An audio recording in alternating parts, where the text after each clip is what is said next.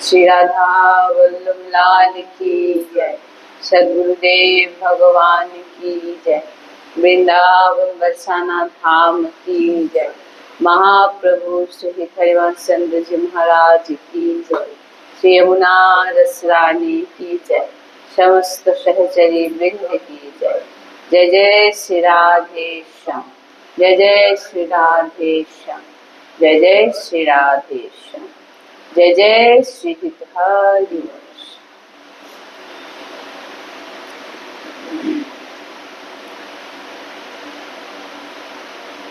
বুঝে নিতে হবে যে আপনার জিহ্বায় যদি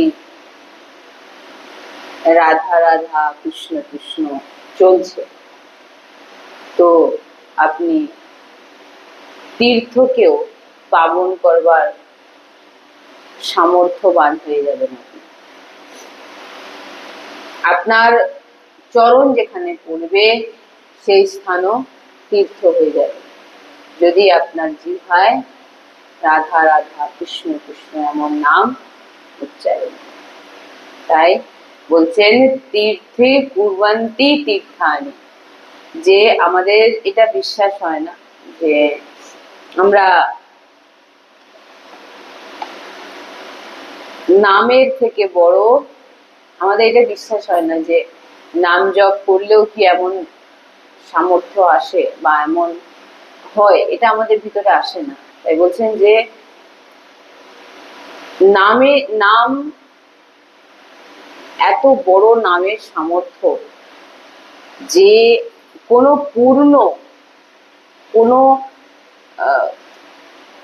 যে নাম জপকের সামর্থ্যের সমান হতে পারে। এখানে পূর্ণ করার জন্য আমরা লালায়িত হয়ে যাই, পূর্ণ করার জন্য। যদি লক্ষ্য করেন এখানে ভগবত প্রাপ্তির জন্য পূর্ণ করার ভাব নয়, এ পূর্ণ অন্য পূর্ণ করার ইচ্ছে। কি বলছি বুঝতে পেরেছি? এখানে পূর্ণ তো করতে চাইছি, কিন্তু কি পূর্ণ? ভগবত প্রাপ্তি করার পূর্ণ এটা নয়, এরকম ইচ্ছে করছে না। তারাও পূর্ণ করার ইচ্ছে রাখছে, কিন্তু ভগবত প্রাপ্তি করার জন্য না। আমি এই কাজটা করলে, পূর্ণ অর্জন করলে আমার এই কাজটা হয়ে যাবে, কিন্তু এই নাম জপ করলে বা আমার বিভিন্ন এই সেবা করলে আমার ভগবত প্রাপ্তি হবে, এরকম পূর্ণ কেউ করতে চায় না। কি বলছি? এটা গভীর একটু বুঝে নিতে হবে। ভগবান আপনাকে 10টি রুটি দিয়েছে, রুটি আপনার 5টি রুটিতে চলে যাবে, হ্যাঁ, আর 5টি রুটি অন্য কারোর সেবাতে লাগিয়ে। এই ভাব, এটা হচ্ছে দান। এই দান পূর্ণ, একে পূর্ণ বলে। আর ভগবত প্রাপ্তির উপাসক এমন ভাব রাখেন যে প্রভু আমাকে এতটা দিয়েছেন, আর আমার প্রভু আমাকে যতটা দিয়েছেন যতটা আমার প্রয়োজন প্রভুকে অর্পিত করেই আমি পাবো। আর যতটা বেঁচে যাবে, ওই 10টা রুটি আরেকজনকে দিয়েছে, তিনি 10টা পেলো, 10টা দান করলো, এটা দান পুণ্য তিনি অর্জন করলো। আর ভগবত প্রাপ্তি মার্গের পথে তিনারা কি করেন না, যতটা প্রভু দিয়েছেন ততটা পেলেন, আর বাদ বাকিটা কি করলেন না, গৌ সেবা, সাধু সন্ত সেবা, বিভিন্ন সৎ মার্গে, ভাগবতিক মার্গে তারা দান করলেন। তাতে কিন্তু তাদের ভাবনা থাকে না যে আমার পূর্ণ হোক। দেখবেন অনেকে বলে এইটা করলে, আজকের দিন অমুক দিন করলে অনেক পূর্ণ প্রাপ্তি হয়, অনেক পূর্ণ লাভ হয়। ভগবত প্রাপ্তির কাছে আর পূর্ণ কিছু দরকার আছে কি? যদি আপনি নিরন্তর নাম নেন আর আপনার ভগবত প্রাপ্তি হয়ে যায়, এর থেকে বড় পূর্ণ আর কি হতে পারে?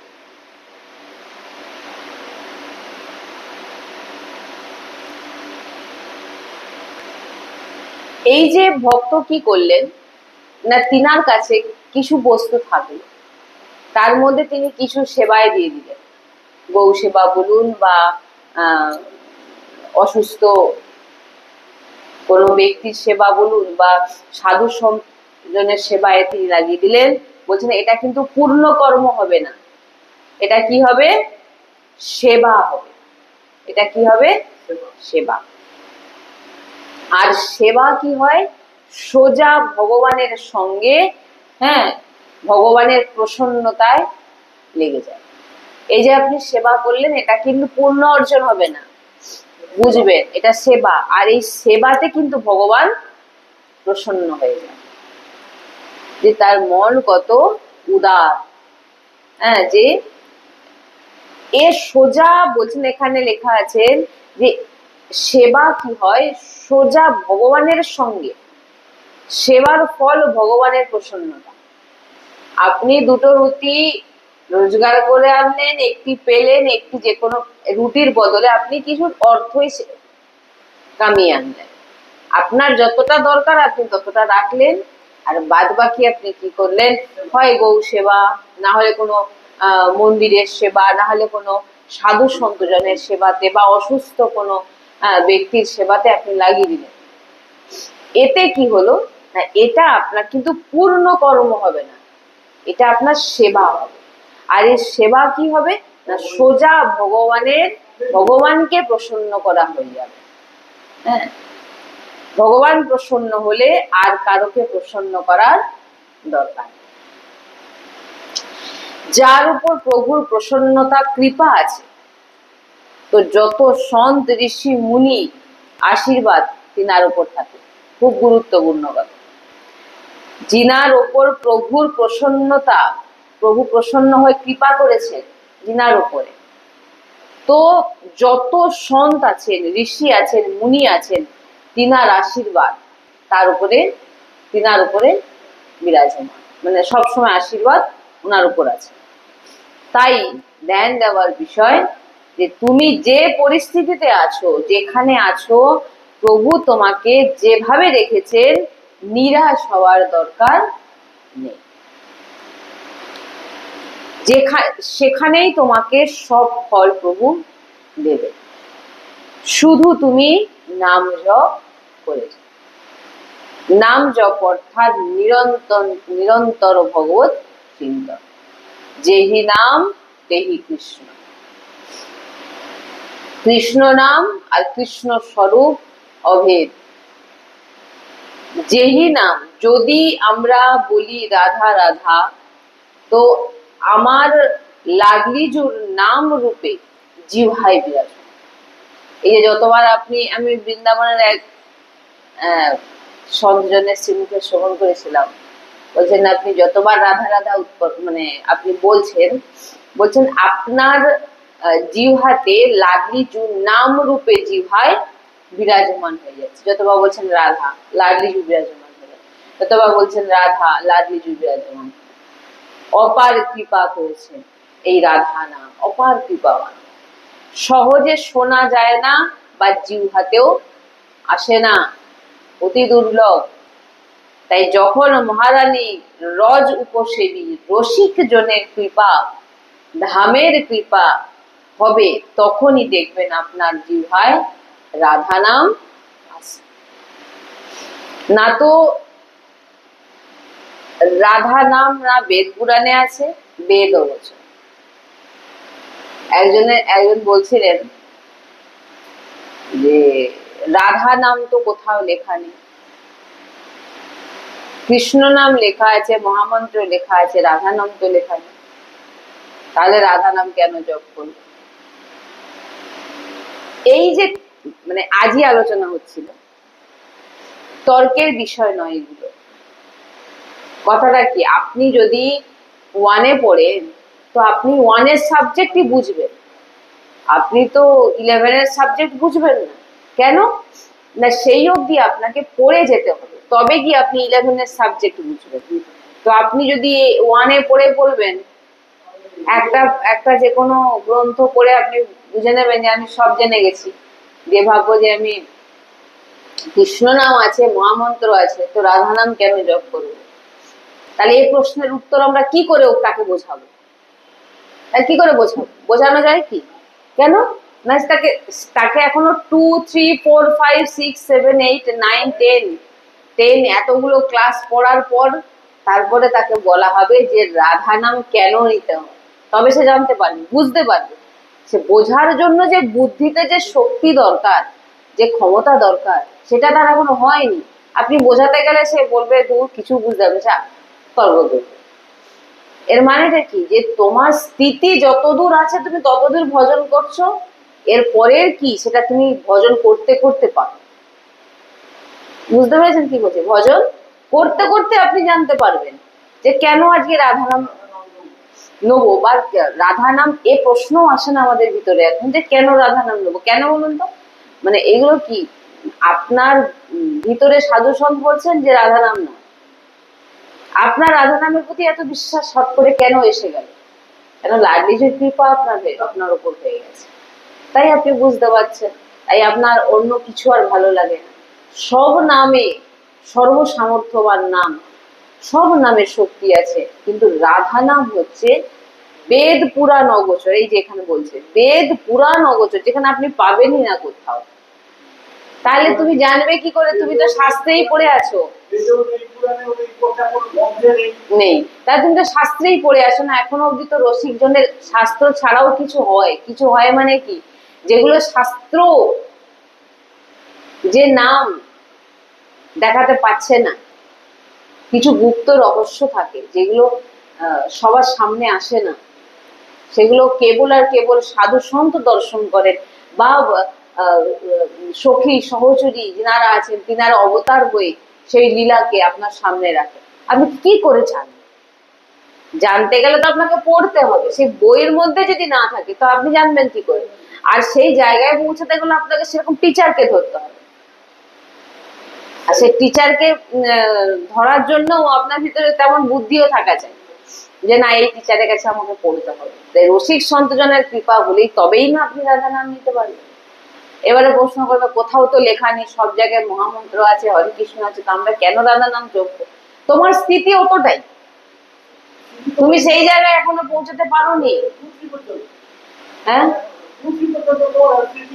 হ্যাঁ, ওঠো আগে, সেই জায়গায় পৌঁছাতে হবে। সেই জায়গা তো শ্রীজি নিয়ে যাবে না, সেই জায়গায় শ্রীজি নিয়ে যাবে এবং বোঝাবে রাধা নাম এত সোজা, আবার জপ করা এত সোজা না।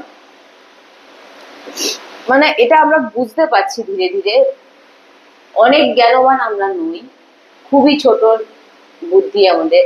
গুরু কৃপায় যতটা মাথার মধ্যে গুরুজি কৃপায় ঢুকছে, ততটাতেই বুঝতে পারছি যে সামনেও রাধা, চোখ বন্ধ করলেও রাধা। মানে এই জিনিসটা আসছে কখন না, তিনার কৃপাতে। কোনো কথাতেই রাধা নাম আসছে, মানে জানতে হবে শ্রী ভগবান শ্রীকৃষ্ণের অপার কৃপার ফলেই আপনি এইভাবে রাধা নাম নিতে পারছেন।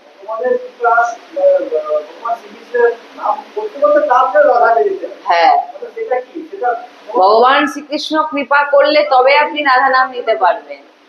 আর রাধা রানীকে যে একবার প্রাপ্তি করে নিয়েছে, সে ভগবান শ্রীকৃষ্ণকে অলরেডি প্রাপ্তি করে নিয়েছে। এই জন্য বলছেন যে ওই জায়গায় পৌঁছতে গেলে আপনাকে আগে, এখনো হট করে প্রশ্ন তুললে তো হবে না, আগে ওই জায়গায় যেতে হবে, বুঝতে হবে, সে সঙ্গ করতে হবে। হ্যাঁ, এখানে বলছেন রাধা নাম বেদ পুরাণ গোচর। মন লাগে না, ঠিক আছে, মন লাগে না, ঠিক আছে, নাম জপে মন লাগছে না, আপনি কেবল জিভাগ্রে উচ্চারণ করুন রাধা রাধা রাধা রাধা, জিভাগ্রে, জীবের অগ্রভাগে। নাহলে এখন তো কাউন্টার আছে, আমি তো বলবো যে কাউন্টার, নামমালা আসনে করলেন, কাউন্টার সবসময় হাতে রাখেন, আঙ্গুলের মধ্যে ঢুকিয়ে দিলেন, কেউ বুঝতেও পারলো না, ঘুমাতে ঘুমাতেও করতে করতে কখন ঘুমিয়ে গেলে সে তার আঙ্গুলের মধ্যেই থাকবে। কাউন্টার নিন, প্রতিদিন 10,000 করে কাউন্টারে করুন। বুঝতে পারছেন না? মানে যে কোনো উপায় মোটামুটি। বলছেন প্রভু হচ্ছে ঘুড়ি আর নাম হচ্ছে দড়ি। দড়ি, প্রভু হচ্ছে ঘুড়ি আর নাম হচ্ছে দড়ি। এই বলছেন টানতে থাকো, রাধা রাধা রাধা রাধা রাধা রাধা টানতে থাকো। হ্যাঁ, কাছে সেই ঘুড়িকে আসতেই হবে। ঘুড়িকে ধরতে চাও, দড়ি ছেড়ে দেবে তো কখনোই তুমি ধরতে ঘুড়িকে পাবে না। নাম ছাড়ো, ভজন ছাড়ো, আর সাধন করো, হরি অধীন হয়ে যাবে। বলছে নাম জপো, ভজন করো, আর সাধন করো, হরি তোমার অধীন হয়ে যাবে। মৃত্যুর ভয়, মৃত্যুর ভয় আমাদের ভিতরে কেন আসে না, তুমি মৃত্যুর জন্য এখনো রেডি হওনি, তাই মৃত্যুকে ভয় লাগে। দেখবেন মৃত্যুকে খুব ভয় লাগে। এই আমার মৃত্যু হলেই মানে কি হয়ে যাবে ভয়। কেন না, যখন আপনি সেই এখান থেকে কিন্তু চলে যেতে সবাইকে হবে, কিন্তু এটা সবাই জানে, কিন্তু প্রস্তুত কেউ নয়। কেউ প্রস্তুত আছে কি? এখনই বলুন না, ভগবান যদি বিমান নিয়ে চলে আসে, বল চলো আমি নিয়ে যাবো, এখনই বলবেন না না না আমার নাতনি এখনো বড় হয়নি, বা এখনো টাকাগুলো আছে ঠিকঠাক ভাবে খরচ হয়নি, বলবেন না। কেন না, আমরা এখনো কিন্তু প্রস্তুত নয় ভগবত প্রাপ্তির জন্য, মৃত্যুর জন্য। যেদিন প্রস্তুত হয়ে যাবেন, যার ভয় নেই, প্রভু আজ না হলে কাল যেতেই হবে। গুরুজি একজন প্রশ্ন করছেন যে আপনার কি খেতে ভালো লাগে, গুরুজি বলেন, তখন গুরুজি হাসছেন, বলছেন যখন খাওয়ার লায়ক ছিলাম, মানে খাওয়ার আমার সামর্থ্য ছিল, তখন পাইনি, আর আজ যখন আছে, আজ ভিতর থেকে আর সে শক্তি নেই সেগুলো নিতে পারে। তো এখন একটা জিনিসই ভালো লাগে, রাধা না, বলে খাওয়াও কি আর না খাওয়াও কি, আমার কাছে এগুলো কিছুই না। একটাই ইচ্ছে, যে যখন এখান থেকে আমার মানে আমি সৃষ্টি থেকে আমি যখন যাব, আমার শ্রীজি আমাকে নিয়ে যাবে সঙ্গে। যে এখন আর করো, দেখুন যখন পাওয়ার মতো মানে শরীরে সে ক্ষমতা ছিল, তখন পাইনি, আর আজকে যখন সব পেয়েছি, আজকে শরীরের ভিতরে কিছুই দেওয়া, মানে একটু জল পেতে গেল মেপে, তা এখন আর কি ইচ্ছে বা কি চাহিদা কি থাকতে পারে বলুন তো? কোনো ইচ্ছে আছে কি, বা কোনো কিছু প্রাপ্তির ইচ্ছে আছে কি? তার তো মানে একটা সাধারণ নিজেই চিন্তা করলে মানে বোঝা যাবে যে দুটো কিডনি নষ্ট, ডায়ালিসিস চলছে,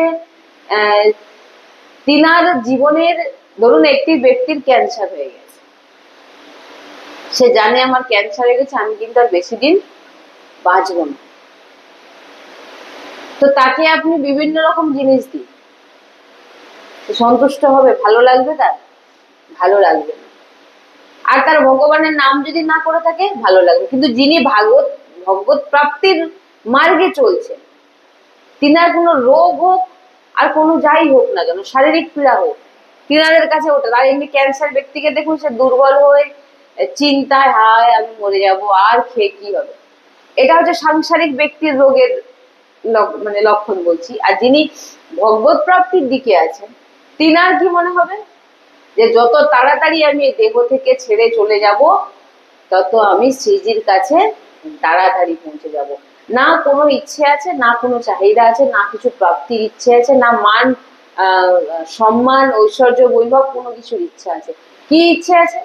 না শুধু শ্রীজির কাছে যাওয়ার ইচ্ছে। যার জন্য তিনার কি হয়, যে মানে এমন ভগবত প্রাপ্তি মহাপুরুষদের ভয় বলে কিছু, মৃত্যু ভয় থাকে না, কিন্তু আমাদের ভিতরে মৃত্যু ভয় কাজ করে। কেন? আমাদের অনেক কিছু প্রাপ্তির ইচ্ছে আছে, আর প্রাপ্তির চাহিদা আছে। মৃত্যুর কথা আমরা ভাবতেও পারি না, কিন্তু জানি মৃত্যু আমার একদিন হবে, কিন্তু ভাবতেও পারি না। ভাবে এটা আমার এটা হলে ভালো হতো, ওটা হলে ভালো হতো, কিন্তু যে মরবো সেটা এখনো ভাবতে পারছি না। মৃত্যুর জন্য তৈরি, তাই জন্য কিছু হলে মৃত্যুকে ভয় করে। এই জন্য মহাপুরুষদের দেখতে হয়, মহাপুরুষদের চরিত্র শুনতে হয়।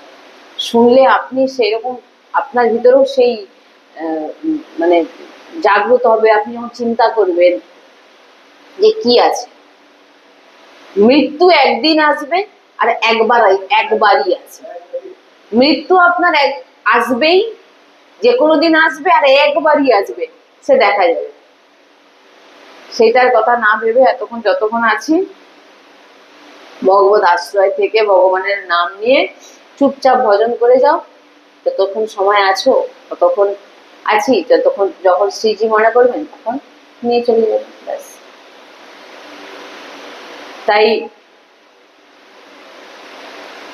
যেমন কোনো গৃহস্থে 20 জন ব্যক্তি এসে যায়, যখন কোনো গৃহস্থে একসঙ্গে 20 জন ব্যক্তি এসে যায়, তো সে ঘাবড়ে যাবে যে আমি কিভাবে সব ম্যানেজ করব। দুপুরবেলা আপনি খেতে বসবেন, দেখবেন 20 জন চলে এসছে। এবার আপনি তখন টেনশন পড়ে যাবেন, টেনশনে, কারণ আপনি প্রস্তুত ছিলেন না, কি করব কি না কি করব, কিভাবে সব রেডি করব। আর যদি সেই ধরুন একজনের বর যাত্রী 500 আসার কথা ছিল, চলে এলো 1000, তখন কি হবে? সেই কন্যা যারা কোন পাত্রী দিকে যিনারা আছেন, তিনারা কি প্রস্তুত ছিলেন? 500-র জন্য প্রস্তুত, সব রেডি করেছিলেন। এবারে 1000 চলে আসলে তেনারা সামলাবেন কি করে? হ্যাঁ, সেই রকমই আমাদের যেখানে যেতে হবে সেখানকার পরিচয় প্রাপ্ত হয়ে গেছে আমাদের, নিশ্চয় আমাদের, মানে যদি আপনি যেখানে যেতে হবে তার পরিচয় আপনি জেনে যান, আপনি প্রস্তুত হয়ে আছেন যে আমাকে যেতে হবে, আজ না হলে কাল আমাকে যেতে হবে, তো তখন আর ভয় লাগবে না। না হলে ওই 500 জনের জায়গায় 1000 জন, আপনার ভিতরে ভয়, কি করব, রান্না করবো, কেন আপনি প্রস্তুত ছিলেন না। সেই রকম আপনি প্রস্তুত থাকতে হবে মৃত্যুর জন্য, যে কোনো মুহূর্তে মৃত্যু আসবে, তাই নিরন্তর ভগবত নাম। কিন্তু আপনি এবার বলছেন পুরো বিশ্বে কোনো বিশেষ যার যারা মানে খুব বিশেষ কেউ হয়, যিনি রেডি থাকেন মৃত্যুর জন্য, খুব বিশেষ যিনারা হন, তারা সব ভয় পায়। এখানে সবাই থাকার জন্য তৈরি আছে, এখান থেকে যাওয়ার জন্য তৈরি কেউ নেই। বললাম না, এখান থেকে যাওয়ার জন্য তৈরি কেউ নেই। এই জন্য বলে না যে দেহের প্রতি মানুষের আর দেহের সম্পর্কের প্রতি এত আকর্ষণ থাকে, যখন ওই দেহ যখন দেহ থেকে যখন যিনি আসল তত্ত্ব বেরিয়ে আসে, কি হয়, মানে ওই যে দেহের যে চাহিদা সেটা হুট করে যায় না। ওই বলে না ঘুরপাক গুড়গুড় গুড়গুড় করছে, হ্যাঁ, মানে ওই যে চাহিদা।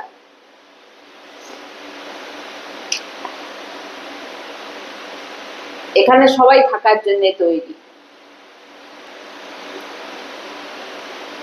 দাঁত পড়ে যাচ্ছে, নতুন দাঁত লাগিয়ে নিচ্ছেন, চোখ খারাপ হয়ে যাচ্ছে, চশমা লাগিয়ে নিচ্ছেন, কান খারাপ হয়ে যাচ্ছে, মেশিন বসিয়ে নিচ্ছেন, হার্ট ব্লক হয়ে যাচ্ছে, তাকেও পরিষ্কার করে নিয়ে চলে আসছে। সবাই থাকার জন্য তৈরি, যাওয়ার জন্য কেউ এখনো তৈরি হয়নি, কিন্তু যেতে কিন্তু হবেই। যখন যাওয়ার কথা আসে তখন বুঝে নিন মৃত্যুকে ভয় লাগে। মৃত্যুকে ভয় লাগে মানে জানতে হবে যে আপনি এখনো অব্দি কিছু জানেন না। আর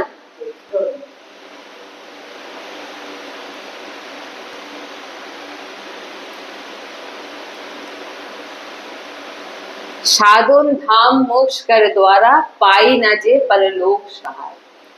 বলছেন যখন ডাক আসলো যে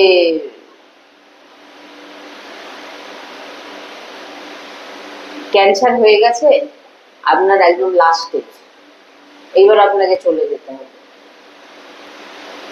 এবারে এমন একটা আতঙ্ক ঢুকে গেল ভিতরে যে এইবারে আমাকে মরে যেতে হবে। এই যে হা হুত আসে না, যদিও সে 3 মাস বাঁচতো, সে 1 মাসেই মরে যায়।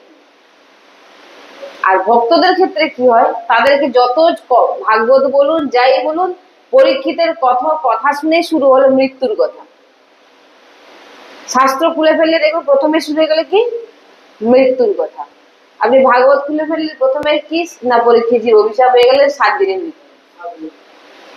আপনাকে ভগবত প্রেমিকরা কি হয় না, তারা মৃত্যুকে শোনে, শুধু মৃত্যুকে শোনানো হয় কিভাবে তুমি মৃত্যুকে সফল করবে, কিভাবে তুমি নাম নিতে নিতে তুমি ভগবানের চরণে যাবে, কিভাবে তুমি যখন আপনার নিরন্তর নাম থাকবে, বলছে না এমন এমন মহান ভক্ত হয়েছে যেনারা নাম নিতে নিতে লীলায় প্রবেশ হয়ে গেছে। কখন তার দেহ ছেড়ে দিয়েছে তিনি জানেন না। এমন এমন সাধু সন্তের সিংহা আমরা শ্রবণ করেছি, আমরা দেখিনি কখনো, কিন্তু সাধু সন্ত জন যেনারা দিব্য লীলায় প্রবেশ থাকে তিনারা, এবং গুরুজির সিংহ আমরা শুনেছি যে কি তিনারা লীলা দর্শন করতে করতে কখন লীলায় প্রবেশ হয়ে গেছে, মানে দেহ এই দেহ থেকে যে চলে গেছেন তিনারাও বুঝতেও পারেন।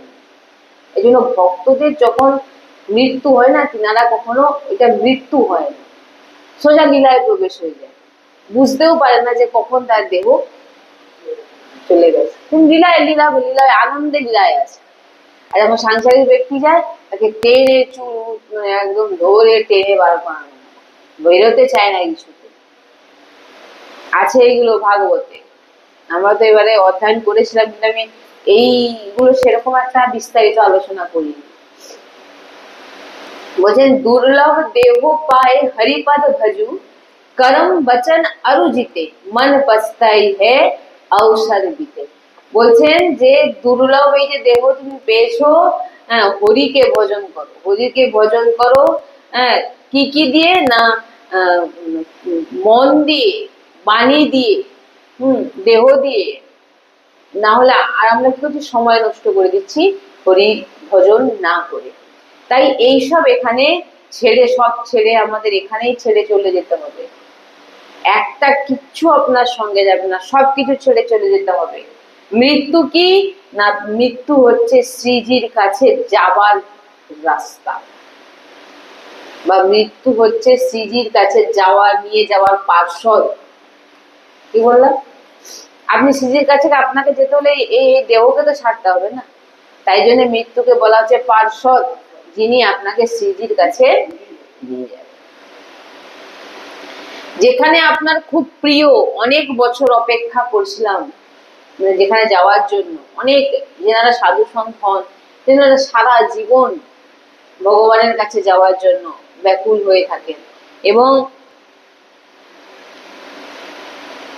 যখন তিনি যান অনেক খুশিতে যান, আর বুঝতেও পারেন না কখন পৌঁছে যান। হ্যাঁ তখন আর ভয় লাগবে না, তখন আপনার ইচ্ছে কি যে আমি শ্রীজির কাছে যাব, আমি শ্রীজির কাছে যাব, আমি শ্রীজির লীলায় যাব, আমি শ্রীজিকে শৃঙ্গার করাবো, শ্রীজিকে আমি পুষ্প চয়ন করে শ্রীজির কুঞ্জে আমি শ্রীজিকে শৃঙ্গার করাবো। এই যে ভাবনা, কবে যাব শ্রীজির কাছে, কবে যাব, মানে তখন দেহের প্রতি অতিক্ত এসে যাবে। আর তখন যখন আপনার যাওয়ার সময় হবে তখন আপনার আনন্দ হবে নাকি ভয় হবে? তখন কিন্তু, কারণ আপনি যে জায়গায় সারা জীবন যেতে চাইছেন না, আজকে আপনি সেই জায়গায় যাওয়ার সময় এসে গেছে, তো আপনার কিন্তু আজকে আর ভয় লাগবে না। কি লাগবে? আনন্দ মনে হবে যে আমি এতদিন যেখানে যাওয়ার অপেক্ষা করছিলাম, আজকে সেই দিন এসে গেছে। রেডি হয়ে থাকা যেটা বলে। মৃত্যু অমঙ্গল নয়, পরম মঙ্গল নয়, জেনে রাখবেন। মৃত্যু শোক নয়, মহোৎসব। ওই জন্য মহাপুরুষদের মহাপুরুষ যখন দেহত্যাগ করেন কখনো শ্রাদ্ধ হয় না, কি হয়? মহোৎসব। এটাই বুঝতে পারছি না, কারণ আমরা এগুলো বুঝতে পারি না যে ভগবান মৃত্যুকে নিজের স্বরূপ বলেছেন, আমি মৃত্যু, আমি কাল।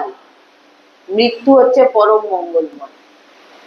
তাহলে মৃত্যুকে আমরা প্রিয়তম মনে করা উচিত। যদি ভগবান বলেন আমি মৃত্যু, আমি কাল, তাহলে আপনি যদি ভগবানকে প্রিয়তম মানেন, তাহলে মৃত্যুকে আমার প্রিয়তম, তাহলে দিব্য মৃত্যু, আর মৃত্যুই আপনাকে লীলায় নিয়ে যাবে। মৃত্যু না আসলে আপনি লীলাতে প্রবেশ করবেন কিভাবে? কিন্তু কেউ তৈরি হচ্ছে না, সব বাঁচার জন্য তৈরি হচ্ছে। কিভাবে বাঁচবো, কিভাবে এখানে থাকার জন্য তৈরি হচ্ছে, কিন্তু যাওয়ার জন্য তৈরি যেতে তো হবেই। যতই দাঁত বসাও আর চোখের নতুন লেন্স লাগাও, হ্যাঁ যেতে তো হবে। এখান থেকে ট্রান্সফার তোমাকে হতেই হবে। কত গেল কত এলো, রাধা বল্লভজি আছেন, আমরা আজ আছি, 30 বছর পর সব, 30-40 বছর পর, 50 বছর পর সব নতুন, সব চলে যাবো, আমরা কেউ থাকবো না। 40-50 বছর পর হিসাব করলে এখানে সব চেঞ্জ হবে কি হবে না, কিন্তু ইনি চেঞ্জ হবে কি? ইনি যেমন আছে তেমনই থাকবে। আমরা কিন্তু কোথায় যাব, আবার কত আসবে কত যাবে, কিন্তু ইনি বসে থাকবে। এই হচ্ছে আসল রহস্য। ওই জন্য বলেন না যে ভগবান সৃষ্টির আগেও ছিল, সৃষ্টির সময়ও আছে, যখন বিনাশ হয়ে যাবে তখন ভগবান আছে। তাই ভগবানকে সবসময় 16 বছরে দেখা হয়। কখনো দেখবেন ভগবানের কোন রূপে দেখে যে বুড়ো হয়ে গেছে ভগবান। বললাম না, কত পূর্বপুরুষ কেটে যাচ্ছেন, তিনি সেই রূপেই বিরাজমান, তিনি সেই রূপেই বিরাজমান। কত পুরনো চলে গেল, যে কত নতুন এলো, সেও পুরনো হয়ে গেল, আবার নতুন এলে, কিন্তু তিনি বসে আছে। কিন্তু কারণ বুদ্ধি তৈরি, কেন বুদ্ধি তৈরি হচ্ছে না যে আমাকেও কিন্তু যেতে হবে, এইটা কারোর মধ্যে কেন আসছে না? ভিতর থেকে দেখুন, যখন ডাক্তার বলবে kidney fail, heart fail, cancer, হাহাকার করবে তখন। কোলেস্ট্রল হাই, সুগার হাই, বলছেন তৈরি থাকুন, তৈরি থাকুন। তৈরি থাকলে যে কোনো মুহূর্তে গেলে যে না আমি যাবো আমার স্ত্রীর কাছে, এইটুকুই ভাবুন না আমি স্ত্রীর কাছে যাবো। তাই আমরা জীবনকে প্রত্যেকটা মুহূর্ত নষ্ট করে দিচ্ছি।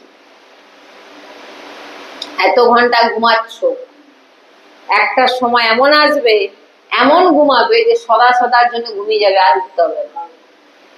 আমার ঘুম হয়নি, শরীরটা ভালো নেই, অসুস্থ, বলছেন যে এমন ঘুমাবে একদিন যে আর উঠতেই হবে, ঘুমাতেই তো হবে সারা জীবন, মানে সদা সদার জন্য, আর উঠতে হবে না। হবে কি হবে না? মৃত্যু আসবে। তাই বলছেন কাজ করো। কি কাজ? ভজন, মুখ্য কাজ ভজন। এতেই আমাদের সব কাজ হয়ে যাবে, আমাদের গতি, আমাদের সবকিছু হয়ে যাবে। প্রভুর বড় কৃপা, যিনি সৎসঙ্গ পেয়েছেন। সৎসঙ্গে স্নান করার পর আর কোনো তীর্থে স্নান করার দরকার নেই।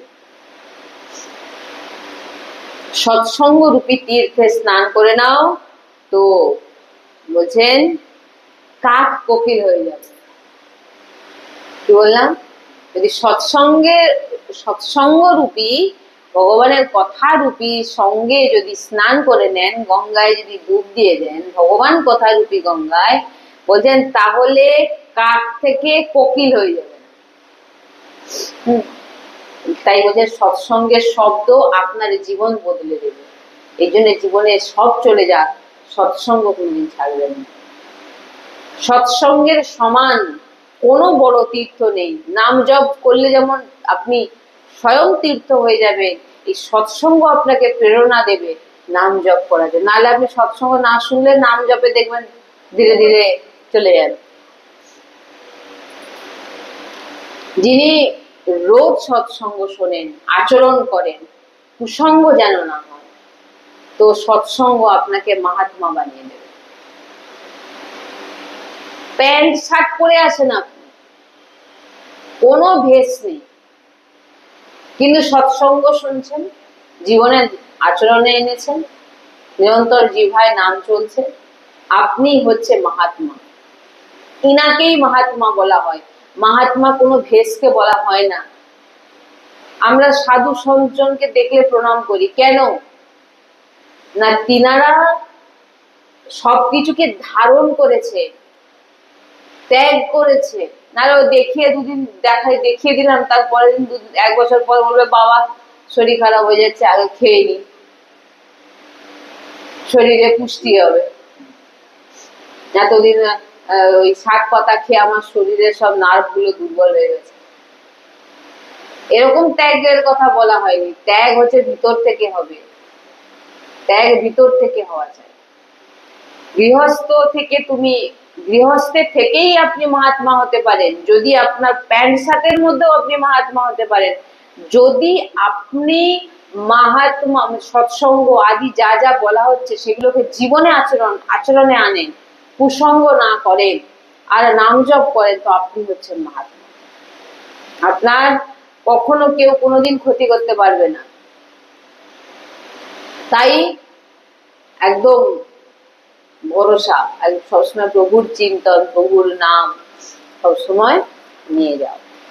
তো দেখবেন একদিন, আমি তো বললাম যে নিরন্তর যদি কেউ প্রতিদিন 10,000 করে 6 মাস জপ করুন, নিরন্তর মানে 6 মাস 10,000 করে নাম নিক, কাউন্টারে হোক মালায় হোক, প্রতিদিন 10,000 করে। কাউন্টারে তো আপনার বসে বসে বসে আপনি টিপলেন, নাম নিচ্ছেন, আর যখন আপনি মালায় নিচ্ছেন 10,000 করে নাম নিন, আর নিরন্তর প্রভুর নাম জিভায় উচ্চারণ করে যান, 6 মাস করুন, বুঝতে পারবেন